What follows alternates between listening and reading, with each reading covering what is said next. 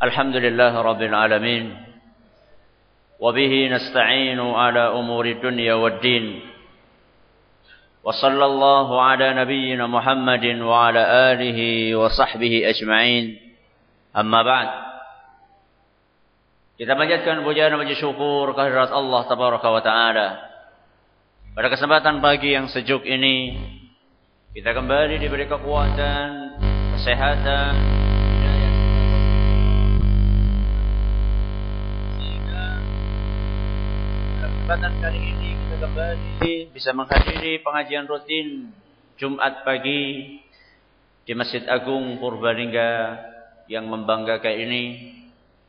Kita berharap semoga Allah Tabaraka wa Ta'ala berkenan untuk melimpahkan kepada kita semuanya ilmu yang bermanfaat, sehingga bisa kita amalkan sebagai bekal untuk menghadap kepada Allah Jalla wa Ala.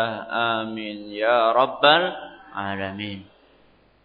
Salat dan salam semoga senantiasa tercurahkan kepada junjungan kita Nabi besar Muhammad sallallahu alaihi wasallam, kepada para sahabatnya, keluarganya, dan umatnya yang setia mengikuti tuntunannya hingga hari akhir nanti. Kaum muslimin dan kaum muslimat yang kami hormati, materi kita pada pagi hari ini judulnya apa? Antara kiai dan dokter. Ada apa antara kiai dan dokter? Ada masalah? Ada masalah? Tidak ada. Saya juga biasa pergi ke tempatnya Pak Dokter. Pak Dokter juga biasa pergi ke tempat saya. Tidak ada masalah. Antara ID dengan MUI juga tidak ada masalah. Apa ID? Ikatan Dokter Indonesia dengan Majelis Ulama Indonesia juga tidak ada apa-apa. Antara Kementerian Kesehatan dengan Kementerian Agama juga tidak ada apa-apa. Loh, ada apa ya Ustaz? Tidak ada masalah di antara mereka. Bahkan mereka sering bekerja sama dalam hal-hal yang positif. Terus kenapa kok diangkat judulnya antara kiai dan dokter? Yang akan kita bahas pada kesempatan kali ini adalah persamaan antara kiai dan dokter dan apa? Dan perbedaannya. Persamaannya apa?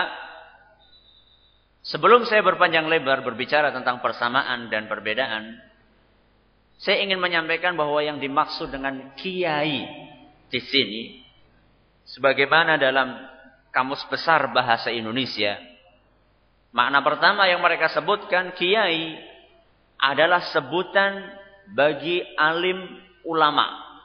Bagi siapa? Alim, ulama, cerdik, pandai di agama Islam. Jadi yang pintar apa? Agama. Saya perlu jelaskan, yang dimaksud dengan kiai adalah orang yang pintar dalam agama, supaya nanti tidak sebagian orang mikir sembarang kiai. Nanti Kiai Slamet dimasukkan. Panjenengan tahu Kiai Slamet? Apa? Kebo. Kebo yang dikiaikan. Di mana itu? Di Solo. Ya. Jadi di Solo itu ada kebo, namanya siapa? Kiai Slamet. Ya. Jadi bukan itu yang saya maksud ya. Kalau itu paham agama aja enggak. Gimana mau dikatakan apa? Kiai. Dan juga bukan yang saya maksud dengan kiai di sini adalah dukun yang nyamar jadi apa? Jadi kiai, bukan. Tapi yang kami maksud dengan kiai di sini adalah orang yang pandai dalam agama Islam. Apa persamaan antara kiai dengan dokter? Kiai dan dokter, persamaannya adalah kedua-duanya sama-sama menjaga kesehatan manusia.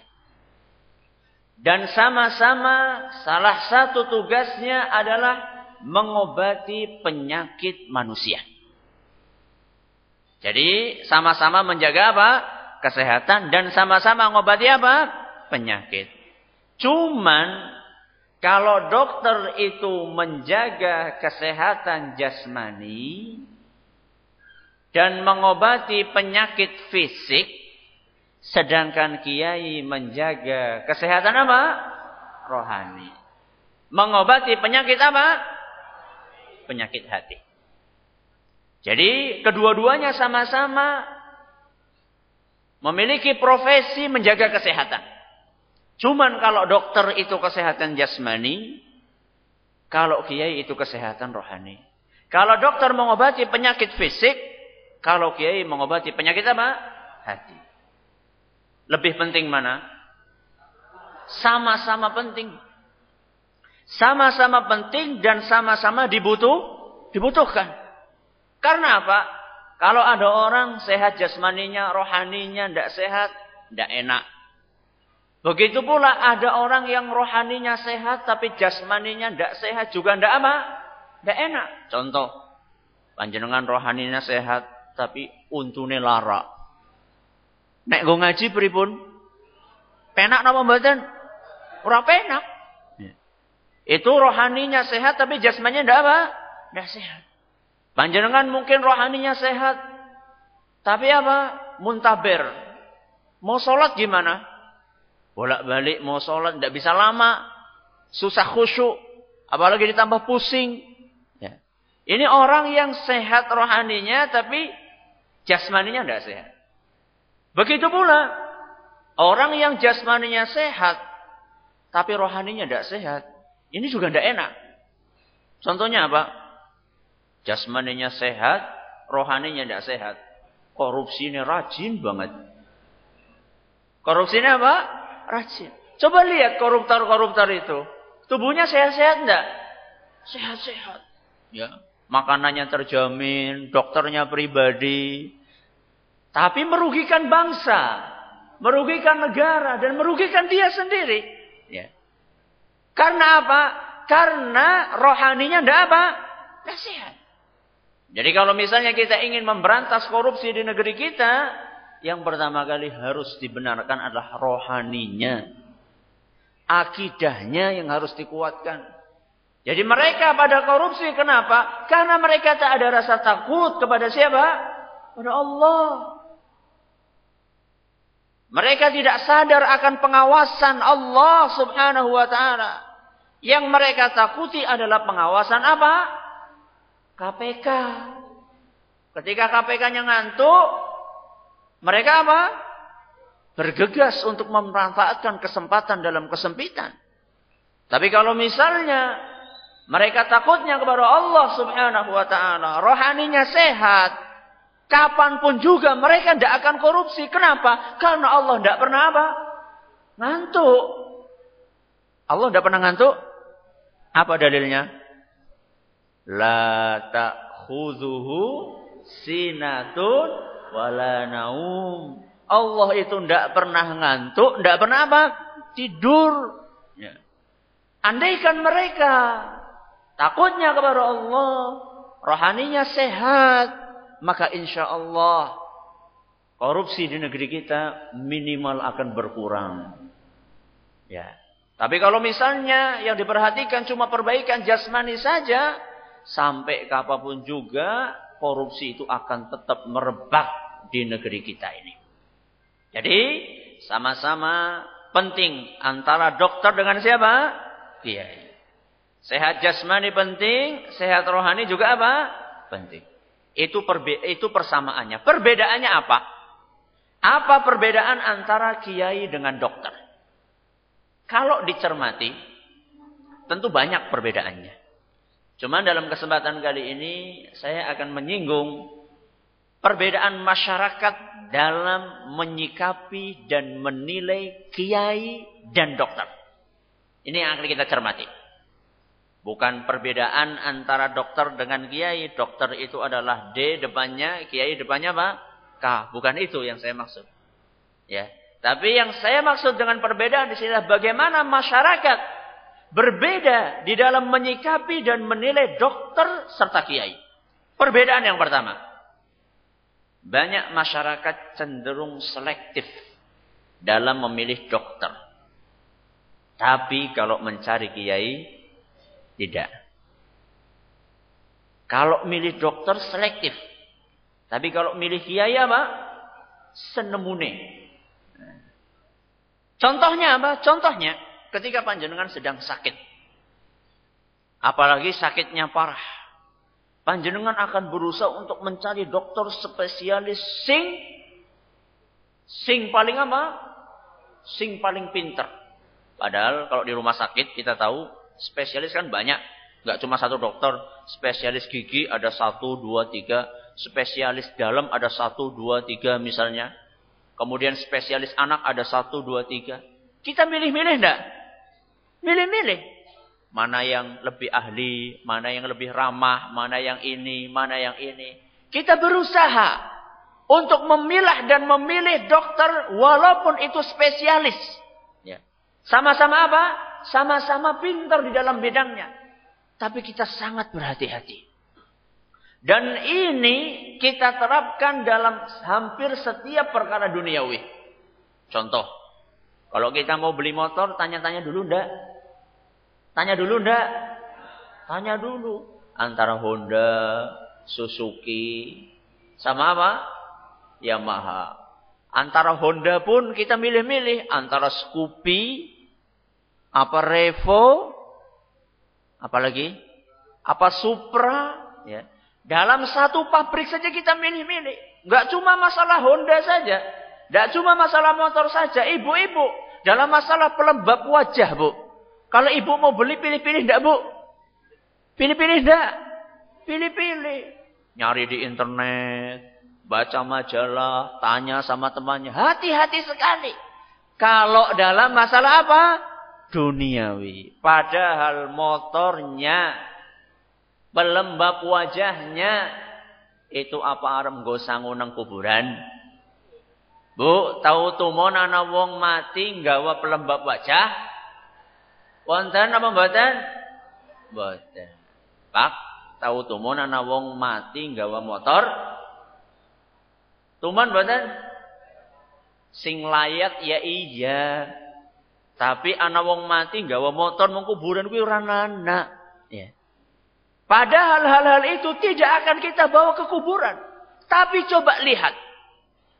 Bagaimana ketika kita ingin bertanya dalam masalah agama?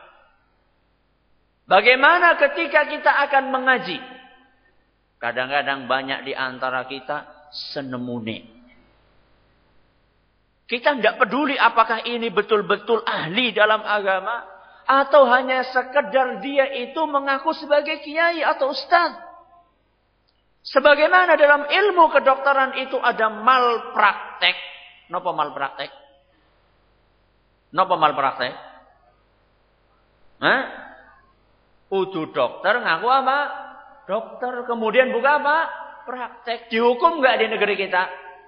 Dihukum. Sebagaimana dalam dunia medis ada malpraktek. Di dalam dunia keulamaan juga ada malpraktek.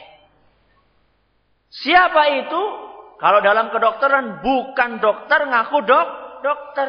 Dalam dunia keulamaan bukan ulama ngaku sebagai apa? Ulama. Apa ada Ustaz? Oh ada.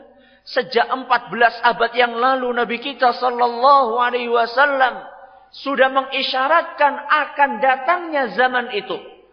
Kata beliau sallallahu alaihi wasallam dalam sebuah hadis yang diriwayatkan oleh Imam Bukhari dan Muslim, "Innallaha la yaqbidul ilma intiza'an yantazi'uhu minal ibad."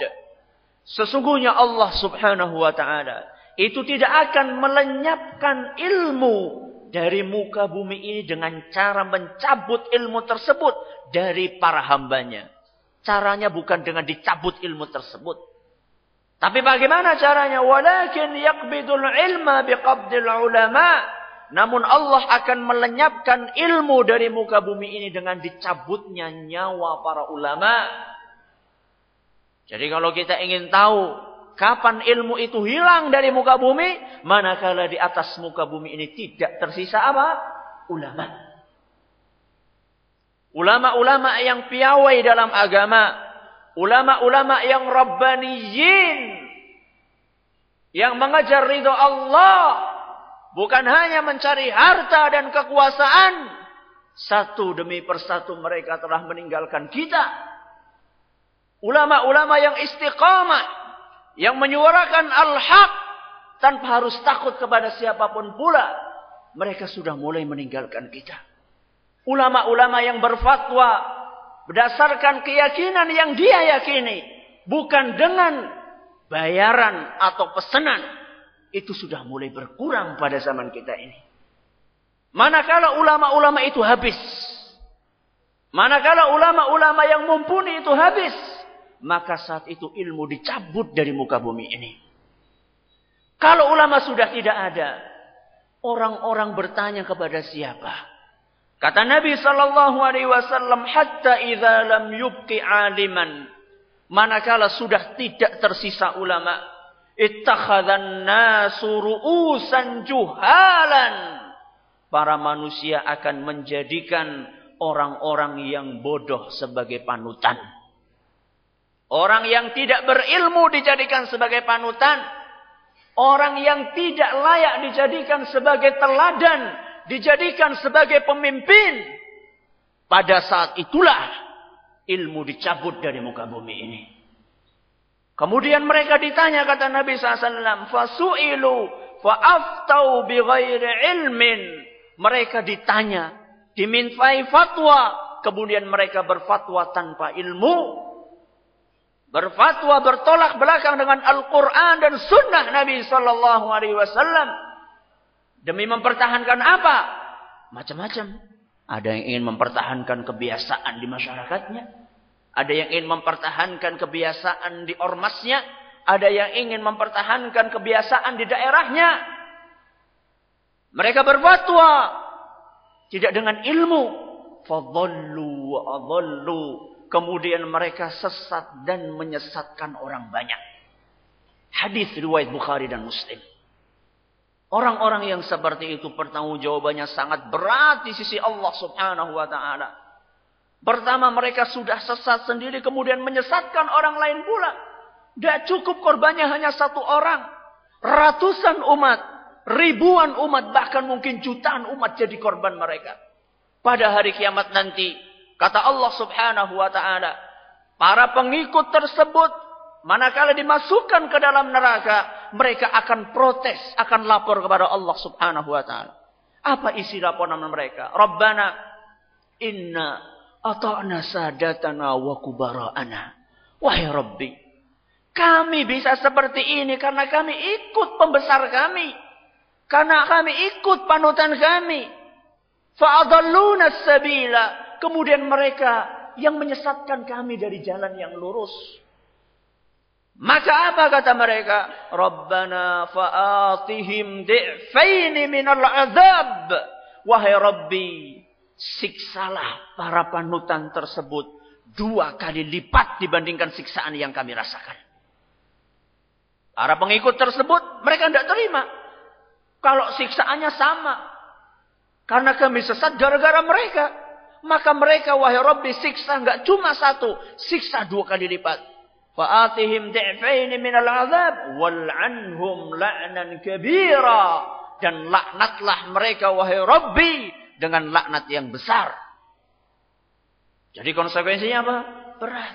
Maka ketika kita akan ngaji, ketika kita akan bertanya dalam agama, ketika kita ingin mengetahui tuntunan dalam ibadah, kita tidak boleh sembarang. Makanya salah seorang ulama besar dari kalangan tabi'in yang bernama Muhammad bin Sirin rahimahullah, beliau pernah menasihatkan, inna hadzal ilma dinun. Ilmu ini adalah bagian dari agama. Ngaji itu bagian dari agama. Fanzuru amman ta'khuduna minhu dinakum. Maka lihatlah, pilihlah, seleksilah dari siapa kalian akan mengambil ilmu dan agama tersebut. Ini nasihat dari para ulama salaf. Ini perbedaan yang keberapa? Yang pertama. Apa perbedaannya? Kita selektif dalam memilih apa? Dokter. Tapi kurang selektif dalam memilih apa? Kiai. Yang kedua. Perbedaannya adalah manakala kita menderita sakit rohani. hati kita sakit, maka kita sering tidak sadar. Tapi manakala kita terjangkiti penyakit fisik, maka kita akan apa? Bersegera untuk mencari sarana kesembuhan penyakit kita. Contohnya nopo? Nek panjenengan terjangkiti penyakit sombong, pripun? Hah? Biasa-biasa bae ya. Iya. Malah kadang-kadang dirumat penyakitnya. Ya. Contoh, ada orang terjangkit penyakit pelit. Penyakit apa? Pelit. Kawit cilik nganti tua, ora diobati. Malah tambah apa? Tambah parah. Nggih napa mboten? Nggih. Ketika yang terkena penyakit-penyakit rohani, hati kita yang sakit, kita nyantai-nyantai saja seakan-akan tidak ada apa-apa. Itu manakala yang terjangkiti penyakit adalah penyakit hati kita. Tapi manakala yang sakit fisik kita, enggane suatu ketika kita sakit, kemudian pergi ke dokter. Ternyata sama dokter divonis panjenengan, Pak, Bu, panjenengan itu terkena kanker stadium 4. Priwe? Seakan-akan dunia apa? Kiamat. Kesana kemari berobat dengan berbagai cara medis, iya, bahkan mungkin sampai ke Singapura, sampai ke Cina. Itu ketika sakitnya apa? Jasmani. Padahal nuwun sewu Pak Bu, orang masuk neraka itu karena penyakit jasmani nopo rohani? Hah? Orang masuk neraka itu karena yang sakit hatinya atau fisiknya? Hatinya atau fisiknya? Orang masuk neraka Pak Bu bukan karena penyakit kanker. Orang masuk neraka karena penyakit sombong. Kata Nabi sallallahu alaihi wasallam dalam sebuah hadis yang diriwayatkan oleh Imam Muslim.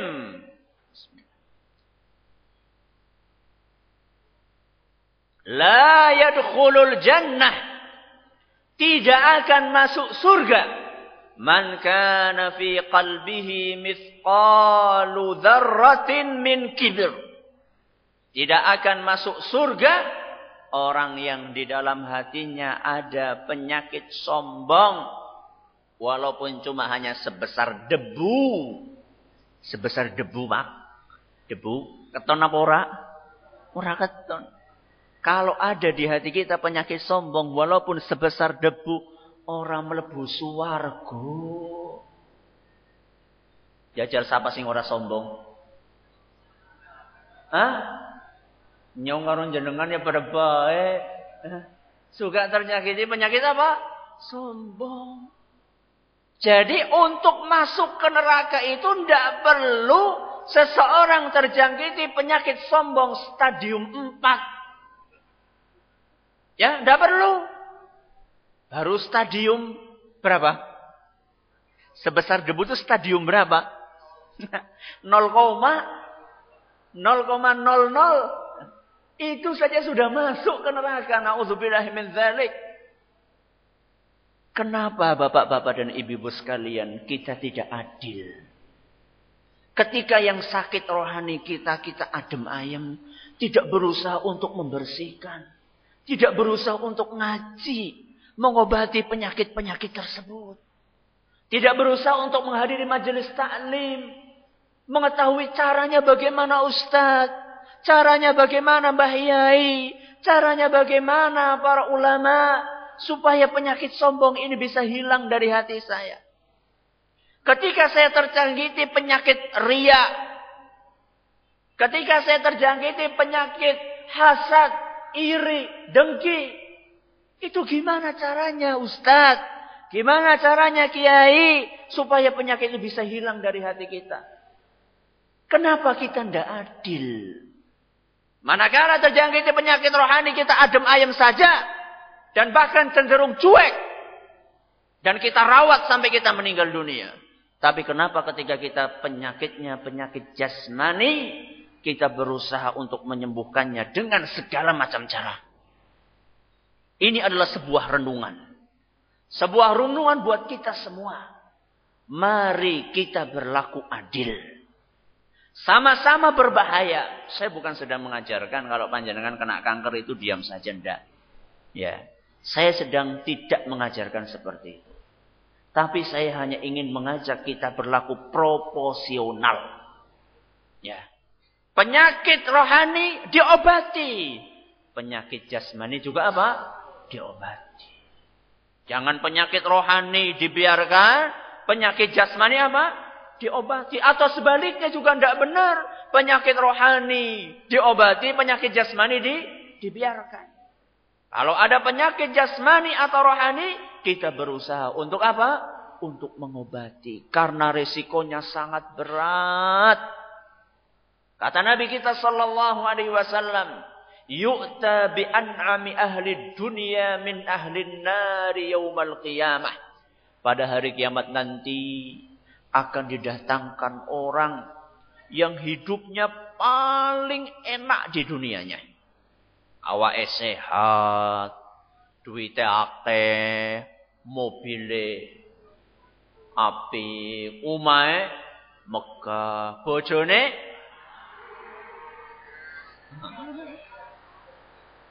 ayu, akeh. Semuanya enak sekali. Hidupnya ini orang yang paling enak di muka bumi. Cuman dia itu rohaninya sakit. Rohaninya apa? Sakit. Kemudian oleh Allah subhanahu wa ta'ala dicelupkan ke neraka satu celupan. Nah cara dia ditulakan. Dia apa? Ditulakan. Ditulakan terus diangkat lagi sama Allah subhanahu wa ta'ala. Setelah diangkat ditanya sama Allah. Hal ra'aita na'iman qatta. Kepriwe. Si kerasa ora penake biyen nang dunya. Empuke mobil iki si kerasa apa ora siki? Ya. Megahnya rumah kamu masih terasa ndak sekarang? Emas kamu yang berkilauan, perhiasan kamu masih terasa apa ndak sekarang? Kata dia, wallahi ma ra'aitu khairan qatta. Wahai Rabbi, demi Allah, seluruh kenikmatan yang saya rasakan itu sudah hilang dan lupa. Gara-gara apa? Gara setulan nang ndi? Neraka. Cuma karena dimasukkan ke neraka, masuk langsung diambil, itu sudah cukup untuk melupakan seluruh nikmat yang ada di muka bumi. Ini orang yang pertama. Orang yang kedua didatangkan sama Allah subhanahu wa ta'ala. Kata Nabi SAW, wa yu'ta bi asyaddin nasi bu'san fid dunya min ahli jannah. Orang yang kedua ini orang yang dunyane ora ulih, sengsara. Ya. Rumahnya gedek. Nek anak kucing melayu nabrak itu bisa apa? Bisa ambrol. Nah. Kemudian penghasilannya sedina mangan, sedina orang. Bojone ayu ya ora apa-apa lah. Kemudian kendaraannya apa? Bicycle. Apa bicycle? Mengendi-endi melaku karena ndak punya, ya. Pokoknya dia itu orangnya sengsara lah, ya. Hidupnya sengsara. Tapi subhanallah, dan dia mungkin sakit-sakitan juga. Mau berobat nggak punya duit, ya. Mau berobat nggak punya duit. Tapi subhanallah, rohaninya sehat. Rohaninya apa? Sehat. Hatinya bersih. Nggak iri sama orang kaya. Ketika beribadah ikhlas, nggak riya. Ketika bersedekah punya 100 perak dia sedekahkan. Dia juga nggak pamer-pamer, apa sih yang dipamerakan? Kemudian dia juga masya Allah, begitu dengar suara azan, kabeh yang ditinggalkan sholat. Hatinya bersih, rohaninya sehat. Oleh Allah subhanahu wa ta'ala. Dicelupkan ke surga. Dicelupkan kemana? Ke surga. Satu celupan. Jadi kon ngerasakan swarga, sedela terus ditokakan manik. Ditanya setelah keluar itu sama Allah subhanahu wa ta'ala. Hal ra'aita bu'san qatta wahai fulan. Apakah kamu masih ingat sengsaranya hidup di dunia? Apa kata dia? Wallahi ma ra'aitu bu'san qatta. Demi Allah wahai Rabbi, saya sudah lupa seluruh kesengsaraan yang pernah saya alami di dunia dulu. Hanya karena masuk surga apa? Sedela dong. Hadis yang diriwayatkan oleh Imam Muslim. Itu nembe setulan. Bagaimana dengan orang yang masuk ke neraka sedina? Sedina pirang tahun? 1000 tahun. Sedina 1000 tahun. Bagaimana yang masuk ke neraka seminggu? Pira seminggu? 7.000 tahun. Kepriwe sing mlebu neraka sebulan, setahun. Naudzubillah. Berapa perbedaan? 2. Yang kedua apa ini? Kalau kita terkena penyakit rohani, adem ayem saja. Kalau terkena penyakit apa? Jasmani, kalau kita terkena penyakit jasmani, kita segera apa? Berobat. Masih ada perbedaan yang lain, Ustaz? Ada. Tapi kertasnya ora cukup. Ya. Yang ketiga perbedaannya. Apa perbedaannya? Yang namanya pengobatan, Pak Bu, itu kan bisa pakai medis, bisa non medis. Nggih napa mboten? Medis contohnya nggih, pergi kemana? Ke dokter. Non medis contohnya napa? Aja dukun. Nembe iki dibahas perdukunan, no way. Apa? Herbal. Ya enggak apa-apa. Walaupun herbal itu sebenarnya juga bisa masuk ke mana? Medis. Apa contoh yang lain? Apa? Ruqyah. Apa? Ruqyah. Ruqyah niku napa? Diobati karo wacaan Al-Qur'an. Ruqyah itu di dalam Islam itu disyariatkan. Dalilnya apa? Dalilnya Al-Quran surat Al-Isra ayat 82. Surat napa? Al-Isra ayat 82. Allah subhanahu wa ta'ala berfirman, wa nunazzilu minal Qur'ani ma huwa shifa'. Al-Quran itu diturunkan salah satunya sebagai obat. Jadi Al-Quran itu bisa untuk ngobati. Dibacakan. Udu disaki. Udu ditempel. Tapi dia apa? Dibacakan. Surat Al-Isra ayat berapa tadi? 82. Katakanlah ini pengobatan non medis. Ini pengobatan apa? Medis. Sekarang, perbedaannya apa? Ketika kita meniti jalan medis, apalagi dokternya ahli, obatnya larang. Apa kita? Yakin apa? Sembuh. Nggih napa mboten? Berobatnya enggak cukup hanya di Semarang. Berobatnya sampai ke mana? Sampai ke Singapura. Duitnya akeh. Rumah sakitnya luar biasa. Nginep nang rumah sakit lebih larang daripada nginep nang apa? Nang hotel. Saking rumah sakitnya bonafit sekali. Yakin 100% apa? Sembuh.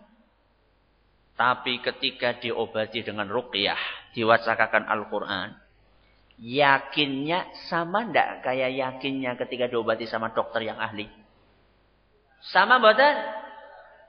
Kebanyakan orang ketika akan diobati dengan ruqyah jajal tok. Apa? Jajal. Palang apa? Mari. Ora mari ora apa-apa. Bayari murah iki. Padahal Keyakinan seperti ini tidak benar. Kenapa tidak benar? Pengobatan medis secanggih apapun itu adalah hasil eksperimen. Hasil apa? Eksperimen, percobaan, penelitian. Dari sekian banyak diteliti sekian persen. Yang namanya eksperimen itu mesti benar apa ora? Mesti benar atau enggak? Buktinya apa? Buktinya ana sing mari, ana sing mati. Ya nama bahasa? Ya, itu namanya eksperimen. Tidak bisa ditolak, tidak bisa dipungkiri oleh para dokter. Seluruh obat-obat dalam medis itu hasil eksperimen. Tapi pengobatan Al-Quran itu eksperimen atau wahyu? Eksperimen atau wahyu? Mesti bener ya apa ora? Mesti bener. Kenapa kepada eksperimen kita sangat percaya? Kemudian dengan wahyu kita ragu-ragu. Itu perbedaan yang ketiga. Perbedaan yang ketiga, manakala kita meniti jalan medis, kita akan yakin seyakin-yakinnya. Tapi ketika kita meniti jalan ruqyah, pengobatan non medis yang dituntunkan oleh Islam, kita tidak yakin atau kurang yakin. Wah, Ustadz ini mau bersaing sama dokter apa ya? Tidak. Saya tidak ingin bersaing dengan dokter. Saya sering menyampaikan bahwasannya ruqyah itu bukan monopolinya siapa? Kiai. Ya. Jadi jangan kemudian panjenengan kok ngesuk pada gemeruduk, Ustadz jaluk di ruqyah. Tidak. Ruqyah itu bukan monopolinya kiai. Ruqyah itu bukan monopolinya ustadz. Orang yang beriman siapa saja yang dia bisa baca Quran, dia boleh meruqyah. Ora kudu ustadz, ora kudu kiai. Tidak harus. Ya. Jadi panjenengan beriman bisa baca Quran, tidak apa-apa panjenengan meruqyah. Tidak harus panjenengan datang ke kiai, nggawa kopi, nggawa teh, nggawa gula. Tidak perlu. Ya, panjenengan bisa membaca Al-Quran, panjenengan beriman, silahkan ruqyah. Tapi, panjenengan harus berusaha ketika meruqyah itu ada rasa yakinnya. Aja asal sekedar apa? Jajal. Aja pun jajal tok. Ya. Sing jenengane gaman sing landep. Gaman sing apa? Landep. Nek sing nyekel bayi, bisa nggo ngapa? Orang bisa nggo ngapa-ngapa. Tapi nek gaman sing landep sing nyekel siapa? Tukang jagal. Gimana? Bisa dipakai. Jadi yang jadi masalah bukan Al-Qur'annya, tapi siapa yang membaca. Ini juga harus diperhatikan. Ya. Harus diperhatikan, jangan orang tahu salat kon ngruqyah. Itu kepriwe? Orang tahu sholat kon ruqyah. Itu ya ibarat pisaunya tajam tapi yang megang bayi. Ya. Jadi panjenengan rajin sholat, akidahnya lurus. Panjenengan bisa baca Quran, panjenengan bisa meruqyah. Tidak harus pergi ke kiai, tidak harus pergi ke ustaz. Ini perbedaan yang ketiga. Apa ustaz melarang untuk berobat dengan medis? Tidak. Bahkan saya menasehatkan bagi orang yang sakit untuk meniti dua jalan. Jalan medis ya iya, non medis ya iya. Ya, medis iya, silahkan pergi ke dokter. Kalau misalnya medis ternyata angkat tangan, tidak apa-apa. Atau silahkan memakai apa? Jalan yang syar'i. Atau bahkan mulai dari jalan ruqyah, kemudian ke dokter, terserah. Ya. Ustaz, yang namanya ruqyah itu apa? Hanya untuk orang yang kesurupan? Enggak. Ruqyah itu bukan hanya untuk penyakit fisik. Ruqyah itu bukan hanya untuk penyakit apa? Non fisik. Tapi ruqyah itu juga bisa untuk mengobati penyakit fisik. Contohnya apa? Mumet, gatel, diare. Itu bisa diobati dengan apa? Dengan ruqyah. Tidak percaya? Nabi SAW pernah praktek. Nabi SAW pernah apa? Pernah praktek sendiri. Disebutkan dalam sebuah hadis yang diriwayatkan oleh Imam Ibnu Abi Syaibah, bahwasanya Nabi kita Muhammad sallallahu alaihi wasallam beliau itu pernah disengat kalajengking. Pernah disengat apa? Kalajengking. Ini penyakit fisik atau non fisik? Fisik. Jelas sekali penyakit kalajengking. Penyakit fisik. Apa yang dilakukan oleh Nabi SAW? Begitu beliau selesai, beliau apa? Yang kena kalajengking itu beliau bacakan Al-Quran. Beliau bacakan Al-Falaq, surat Al-Ikhlas, Al-Falaq dan apa? An-Nas. Sembuh. Ya. Ini adalah merupakan dalil, salah satu dalil yang menunjukkan bahwasanya ruqyah itu bukan hanya untuk mengobati orang kesurupan, orang kena sihir, tidak. Ruqyah juga bisa untuk mengobati penyakit fisik. Cuman tadi itu harus apa? Yakin.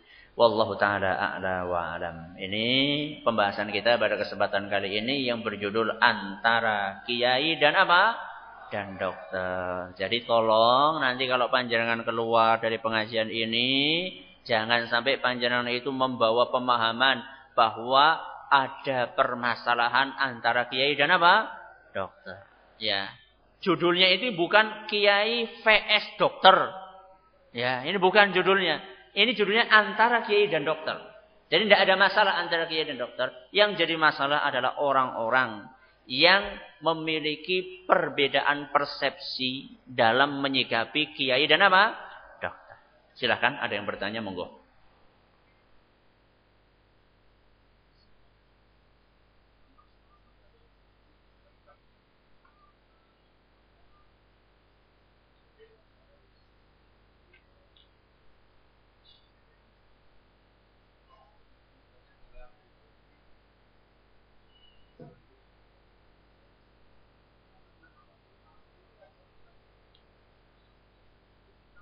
Assalamualaikum warahmatullahi wabarakatuh. Waalaikumsalam. Katanya seandainya kita mempunyai sakit di ruqyah, kita tidak boleh meminta. Tapi kadang kita kepingin sekali di ruqyah, tapi kadang orang terdekat kita yang tidak beragama atau ustaznya kadang tidak tahu, kadang tidak menderita dan kepingin di ruqyah, dan sedang berusaha di ruqyah sendiri belum mendatangkan hasil. Bagaimana solusinya? Ya. Waalaikumsalam warahmatullahi wabarakatuh. Katanya minta diruqyah itu tidak boleh. Terus kalau kita butuh sekali sudah meruqyah sendiri kok belum sembuh-sembuh, gimana solusinya? Minta diruqyah itu bukannya haram, tapi kurang afdal. Kurang apa? Afdal. Dalilnya hadis riwayat Bukhari, di mana Nabi kita Muhammad sallallahu alaihi wasallam ketika menyebutkan ada di antara umat Islam yang masuk ke surga tanpa dihitung amalannya dan tanpa disiksa, langsung apa? Masuk surga. Jumlahnya mereka 70.000 orang. Kata beliau salah satu karakternya adalah alladzina la yastarqun, yang tidak minta diruqyah. Hadis ini tidak menunjukkan minta diruqyah itu haram. Hadis ini menunjukkan minta diruqyah itu kurang afdol. Kenapa? Karena itu menyebabkan orang masuk surganya itu harus melewati hisab dulu. Kalau orang yang sempurna tadi, dia akan masuk surga. Yang tidak minta diruqyah, dia akan masuk surga tanpa apa? Dihisab dan tanpa diazab. Jadi ini tingkatan yang apa? Yang paling tinggi. Orang masuk surga itu macam-macam. Ada orang yang tadi 70.000 masuk surga, wus, tanpa dihisab, tanpa di apa? Azab. Ada orang yang masuk surga tapi dihisab dulu, walaupun tidak diazab. Ada orang yang masuk surga mungkin golongan yang ketiga, gelombang yang ketiga, dadakan diazab dulu, wis bersih sampai apa? Mlebu surga. Panjenengan ketika minta untuk diruqyah, panjenengan tetap berpeluang untuk masuk surga. Tapi bukan masuk yang apa? Gelombang pertama. Maksudnya gelombang keberapa? Kedua, atau ketiga, atau keempat. Tetap peluangnya masuk surga ada. Cuman tidak seperti gelombang pertama. Makanya para ulama mengatakan tidak haram, tidak. Itu hukumnya kurang afdol. Jadi tidak apa-apa kalau minta diruqyah. Walaupun sebenarnya orang lain itu seharusnya dia peduli. Tanpa harus diminta, seharusnya ketika melihat temannya, saudaranya, rekannya itu sakit ya, tanpa harus diminta, dia sudah apa? Menawarkan diri. Itu lebih bagus lagi. Yang lain silakan. Waalaikumsalam. Saya sedikit menambah tadi pertanyaan yang tadi saja itu masalah di mana biasanya atau kata-kata penyakit hati dan penyakit jasmani itu biasanya itu ada hubungannya, ada saling kait. Kemudian masalah ruqyah, di mana untuk ruqyah apakah juga bisa untuk mengobati atau menyembuhkan masalah penyakit hati dan penyakit jasmani. Yang kedua, masalah ruqyah, apakah ruqyah kita juga bisa kita lakukan dari diri sendiri, Pak? Jadi kita tidak bisa mencoba orang lain, kita mengobati dengan ruqyah itu diri sendiri.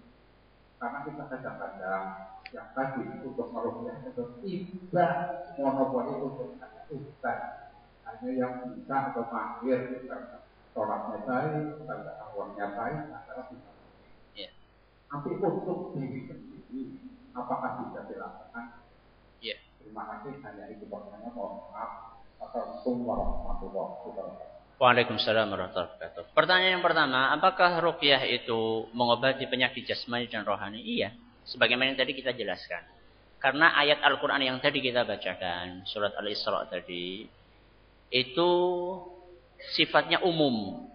Allah menjadikan Al-Quran sebagai obat. Di situ Allah tidak membeda-bedakan antara obat penyakit jasmani atau apa? Rohani. Jadi obat itu ya mencakup penyakit jasmani maupun apa? Rohani. Kemudian ditambah lagi dengan praktek Nabi SAW yang ternyata juga mengobati penyakit jasmani dengan apa? Ruqyah. Ini jawaban yang pertama.